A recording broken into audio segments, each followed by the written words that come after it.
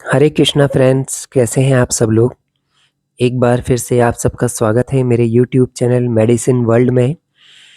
Friends, मैंने अपने last video में आपको मॉन्टेर एलसी टैबलेट के बारे में बताया था। वो सिप्ला कंपनी की थी। सेम सॉल्ट में मैं आज आपको मॉन्टी कॉप टैबलेट के बारे में बता रहा हूँ, जो मैनकाइंड कंपनी की है। इसका सॉल्ट भी मॉन्टेर एलसी की तरह सेम है। इसमें भी मॉन्टिल्यूकास्ट और लिवोसेट्रिजिन है, जो कि एलर्जिक राइनाइटिस के लक्षणों, बहती नाक, छींक, खुजली, आंखों में पानी आना या अन्य एलर्जिक लक्षणों में राहत देने के लिए किया जाता है।